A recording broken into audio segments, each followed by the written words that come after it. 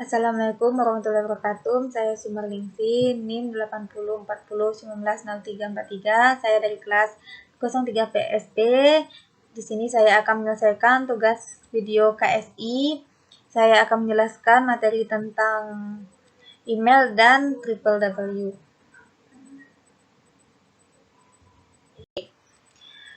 Email adalah singkatan dari electronic mail atau dalam bahasa Indonesia disebut surat elektronik. Email merupakan sarana dalam mengirim surat yang dilakukan melalui media internet. Fungsi email yaitu sebagai identitas diri secara personal, alat untuk mendaftarkan diri di berbagai situs dan media, email sebagai media promosi.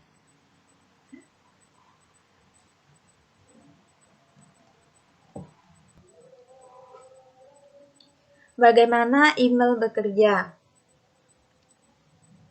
MUA, Mail User Agent. MUA adalah aplikasi yang digunakan untuk menyusun, mengirim, dan menerima email. Contohnya yaitu Yahoo, Gmail, Outlook, dan layanan email yang lainnya. MTA, Mail Transfer Agent. MTA merupakan salah satu komponen mail server yang bertugas menerima dan mengirim email ke komputer yang satu ke komputer yang lain. MTA memainkan peranan penting dalam sistem penanganan pesan internet.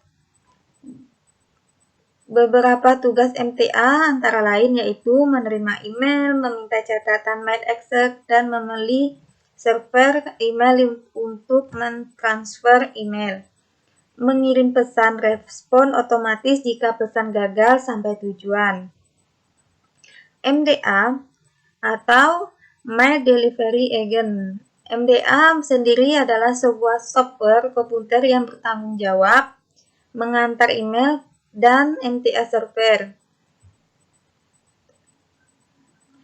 MDA juga dikenal sebagai LDA atau Local Delivery Agent. Beberapa MTA dapat mengisi peran MDA ketika mereka menambahkan pesan email baru ke file pesan pengguna lokal.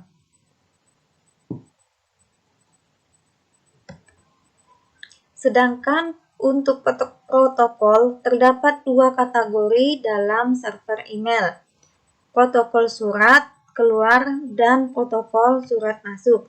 Untuk mengetahui penjelasannya lebih detail, kita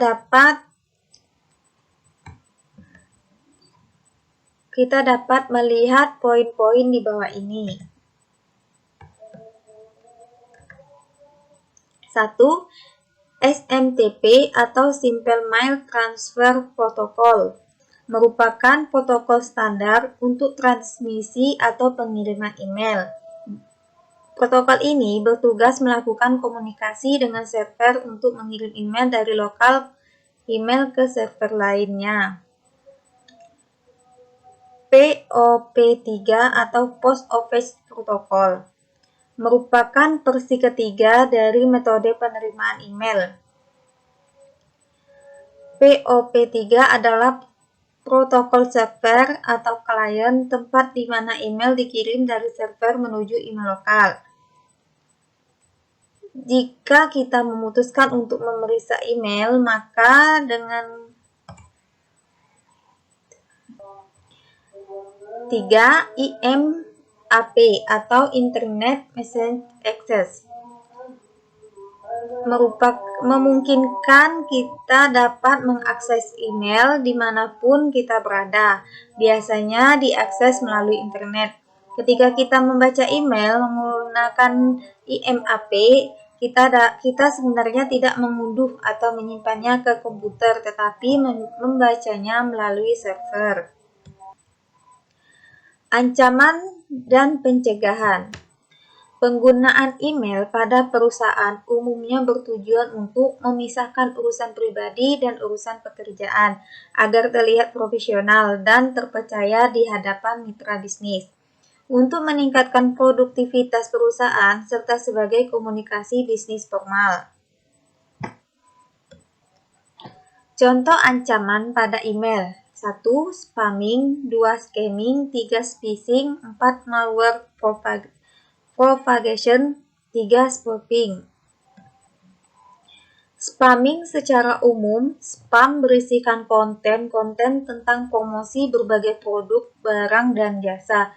Biasanya yang banyak kita kenal sebagai spam adalah inbound spam atau spam yang masuk ke mailbox kita. Kalau kita lihat flow-nya, spam itu dibagi menjadi inbound spam dan outbound spam. Inbound spam atau yang biasa dikenal inbound spam atau spam yang biasa kita kenal. Ini adalah email sampah yang perlu difilter agar stok email kita tidak cepat penuh dan informasi penting tidak terlewatkan. Pencegahannya adalah dengan implementasikan enterprise anti-spam dan virus pada email server dan melakukan Bayesian learning terhadap spam-spam yang baru. Outbound spam merupakan kegiatan pengiriman spam yang dilakukan oleh mail server. Pengiriman spam ini dilakukan oleh akun email yang telah mengalami security breach sehingga dapat diakses oleh peretas untuk mengirimkan spam menggunakan akun email tersebut. Kejadian outbound spam tidak mengenal waktu, dapat terjadi pada siang hari ataupun pada malam hari.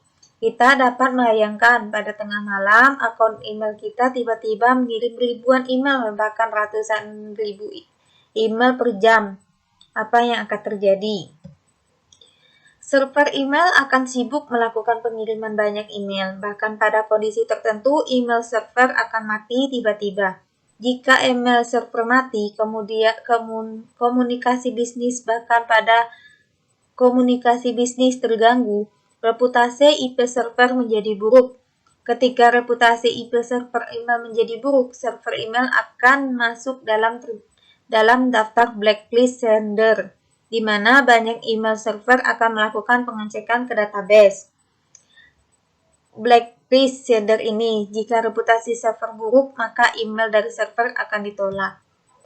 Cara untuk dapat mengatasi hal tersebut yaitu jangan merespon email yang tidak dikenal, membatasi publikasi email, membuat email sesuai kebutuhan, menggunakan software anti-spam, aktivitas fitur anti-spam pada email, gunakan AT saat melampirkan email pada sosial media.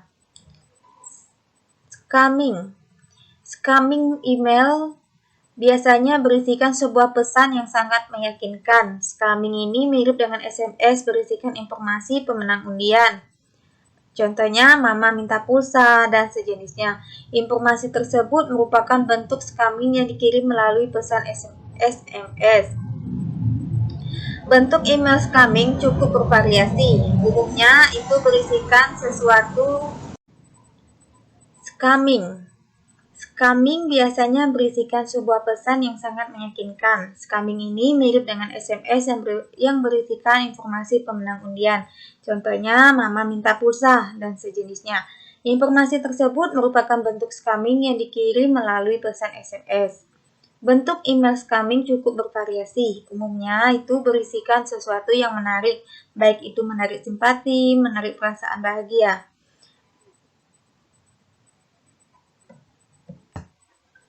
Di mana jika kita mempercayainya, kita akan terjebak pada suatu mekanisme jebakan yang akan mengirim kita melakukan pembayaran secara sukarela, seperti orang terhipnotis. Email scamming ini agak sulit kita hindari. Setiap orang bisa saja menerimanya, apalagi jika pelaku scamming melakukan tindakannya secara tertarget pada individu tertentu. Untuk itu, kita perlu berhati-hati dalam mempercayai informasi dan tentunya melakukan konfirmasi beberapa kali kepada pihak-pihak yang terkait. Phishing. Phishing jika diucapkan mirip dengan kata phishing atau kegiatan memancing. Faktor penentu dalam keberhasilan memancing adalah umpan yang tepat sasaran, umpan yang benar-benar menarik, umpan yang benar-benar mirip dengan makanan alami sasaran.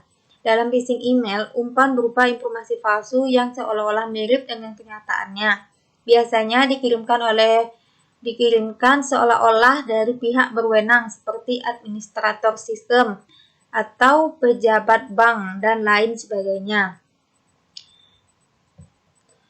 Informasi tersebut dapat berupa ajakan untuk melakukan pembaruan informasi akun yang ditargetkan. Biasanya konten informasi sangat meyakinkan dan berisikan informasi tersebut dapat berupa ajakan untuk melakukan pembaruan informasi akun yang ditargetkan. Biasanya konten informasi sangat meyakinkan dan berisikan pemulik pembaharuan informasi. Contoh email phishing dapat dilihat pada gambar. Kita dapat melakukan perbaikan. Cara mencegah yang dapat kita lakukan yaitu mendeteksi dengan tools DES, Phishite, Lingguat Algoritma, dan Phish Detector. 2. Menggunakan ads-on web browser anti-nabbing. 3. Menggunakan mekanisme free filter. 4. Pendeteksian dengan streaming analytics atau Phishroom. 5. Self-effacing. Malware propagation. Dunia komunikasi email dan internet kadang terasa penuh dengan bahaya malware, virus. Sistem email perusahaan kemungkinan telah memiliki software anti-spam atau antivirus untuk melindungi email kita dari berbagai virus. Namun, software tersebut tidak dapat mencegah semua malicious email dan berbagai malicious threats yang datang dari internet. Di antaranya Trojan horses, virus, worms, spyware, ransomware. Untuk mencegahnya, selain menerapkan password yang rumit setiap akun email, berikut adalah hal-hal yang dapat kita lakukan untuk menghindari malicious email, yaitu selalu update antivirus yang kita pakai dalam komputer. Update antivirus dapat menghindari kita dari virus dan malware terbaru. Jangan membuka email dari pengirim yang tidak dikenal. Klik sembarang link, kecuali link yang Anda percaya. Membuka attachment kecuali dari sumber terpercaya. Lakukan scan antivirus sebelum kita membukanya. Spoofing. Banyak dari kita telah menerapkan dasar pengamanan email, lantas mengapa perlu tetap waspada? Hacking akun email sangat umum sehingga hampir setiap hari kita bisa mendapatkan email dari seseorang yang kita kenal, yang akunnya telah diretas. Jadi, sekalipun kita mengenali alamat emailnya, jangan langsung percaya pada isi emailnya. Email spoofing menggunakan alamat form palsu. Mungkin kita menerima semua email dari CEO perusahaan atau dari link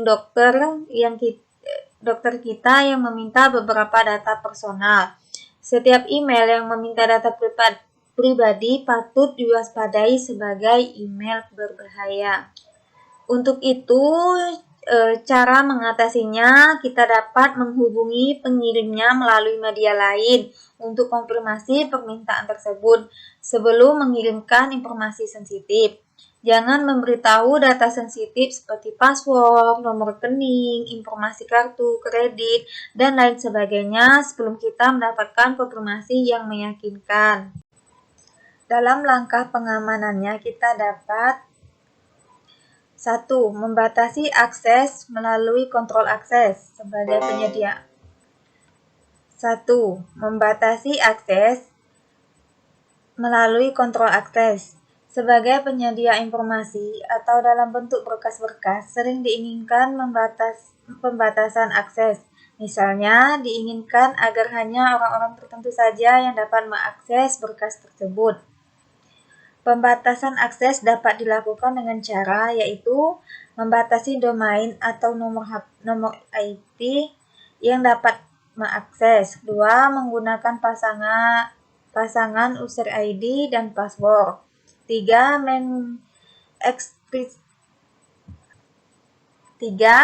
Mengekripsi data sehingga hanya dapat dibuka atau deskripsi oleh orang yang memiliki kunci pembuka. 4. Mekanisme untuk kontrol akses. Ini bergantung pada program yang digunakan sebagai server. 2. Proteksi halaman dengan menggunakan password. Salah satu mekanisme mengatur akses adalah dengan menggunakan pasangan user ID atau user identification dan password untuk server web yang berbasis Apache. Akses ke sebuah halaman atau sekumpulan berkas yang terletak di sebuah directory di sistem Unix dapat diatur dengan menggunakan berkas hashcash. 3. Secure Socket Layer. Salah satu cara untuk meningkatkan keamanan server www adalah dengan menggunakan enkripsi pada komunikasi pada tingkat soket.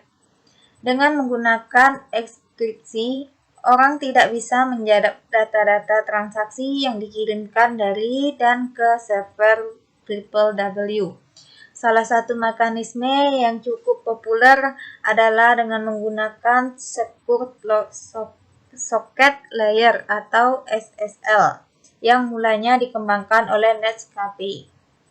Selain server www dari Netscape, beberapa server lain yang juga memiliki fasilitas SSL juga. Server www Apache yang tersedia secara gratis dapat dikonfirmasi agar memiliki fasilitas dengan menambahkan software tambahan. 4. Mengetahui jenis server. Informasi tentang web server yang digunakan dapat dimanfaatkan oleh perusahaan untuk melancarkan serangan sesuai dengan tipe server dan operating system yang digunakan. Seorang penyerang akan mencari tahu software dan versinya yang digunakan sebagai web server, kemudian mencari informasi di internet tentang kelemahan web server tersebut. Informasi tentang program server yang digunakan sangat mudah diperoleh. Cara yang paling mudah yaitu dengan menggunakan program telnet. Dengan melakukan telnet ke port 80 dari server web tersebut, kemudian menekan tombol return 2 kali. Web server akan mengirimkan respon dengan mendahului oleh informasi tentang server yang digunakan. Common Gateway Interface digunakan untuk menghubungkan sistem www dengan software lain di server web. Adanya CGI memungkinkan hubungan interaktif antara user dan server web. CGI seringkali digunakan sebagai mekanisme untuk mendapatkan informasi dari user melalui fill out form, mengakses database, atau menghasilkan halaman yang dinamis. Meskipun secara prinsip, mekanisme CGI tidak memiliki lubang keamanan, program atau skrip yang dibuat sebagai CGI dapat memiliki lubang keamanan, baik secara sengaja dibuat lubang keamanan ataupun tidak disengaja. Pasalnya, program CGI ini dijalankan di server web sehingga menggunakan resources web server tersebut. Potensi lubang keamanan yang dapat terjadi dengan CGI. Pertama, yaitu seorang pemakai yang nakal dapat memasang skrip CGI sehingga dapat mengirimkan berkas password kepada pengunjung yang mengeksekusikan CGI tersebut. 2. Program CGI dipanggil berkali-kali sehingga server menjadi terbebani karena harus menjalankan beberapa program CGI yang menghabiskan memori dan CPU. 3. Program CGI yang salah konfigurasi sehingga memiliki otoritas seperti sistem administrator sehingga ketika dijalankan dapat melakukan perintah apa saja. 4. CGI Guestbook yang secara otomatis menambahkan informasi ke dalam halaman web seringkali disalahgunakan oleh orang yang nakal. dengan mengisikan link ke halaman pornografi atau diisi dengan sampah sehingga memenuhi disk pemilik web. 5. Teks atau informasi yang dikirimkan ke CGI diisi dengan karakter tertentu dengan tujuan untuk merusak sistem. Sebagai contohnya, banyak search engine yang tidak melakukan proses sanitasi terhadap karakter yang ditulis oleh user. Client dan web application. Keamanan klien www. Ketika kita mengunjungi sebuah situs web, browser kita dapat dititip atau sebuah coki yang berfungsi untuk menandai kita. Ketika kita berkunjung ke server tersebut, maka server dapat mengetahui bahwa kita kembali dan server dapat memberikan setup sesuai dengan keinginan. Ini merupakan server yang baik. Namun, data-data yang sama juga dapat digunakan untuk melakukan tracking kemana saja kita pergi. Ada juga web yang mengirimkan script, misal JavaScript, yang melakukan integrasi terhadap server kita melalui browser dan mengirimkan informasi ke server. Bayangkan jika di dalam komputer kita terdapat data-data yang bersifat rahasia dan informasi ini dikirim ke server milik orang lain. Penyimpanan Trojan Horse. Cara penyerangan terhadap klien yang lain adalah dengan mengisikan virus atau Trojan Horse. Bayangkan apabila Anda mendownload adalah virus atau Trojan Horse yang dapat menghapus isi hard disk Anda. Salah satu contoh yang sudah terjadi adalah adanya web yang menyisipkan Trojan Horse Back Office atau BO atau NetPush sehingga komputer dapat dikendalikan dari jarak jauh. Orang dari jarak jauh dapat menyadap apa yang kita ketikkan, melihat isi direktori, melakukan robot, bahkan memformat hard disk. Aplikasi web. Pada awalnya, aplikasi web dibangun hanya dengan menggunakan bahasa yang disebut HTML atau Hypertext Markup Language. Pada perkembangan berikutnya, sejumlah skrip dan objek dikembangkan untuk memperluas kemampuan HTML. Aplikasi web itu dapat dibagi menjadi web statis dan web dinamis. Dari sisi teknologi yang digunakan untuk membentuk web dinamis dapat pula dua pengelompokan, yaitu teknologi pada sisi client dan teknologi pada sisi server. Aplikasi web client-side programming. Teknologi web pada sisi client diimplementasikan dengan mengirimkan kode perluasan HTML atau program tersendiri dan HTML ke client. Clientlah yang bertanggung jawab dalam melakukan proses terhadap seluruh kode yang diterima. Kelemahan pendekatan seperti ini adalah terdapat kemungkinan bahwa browser pada client tidak mendukung fitur kode perluasan HTML. Kelebihan teknologi pada sisi client yaitu memungkinkan penampilan yang bersifat dinamis. Contoh teknologi pada sisi client yaitu kontrol aktif, Java Applet, dan script sisi client.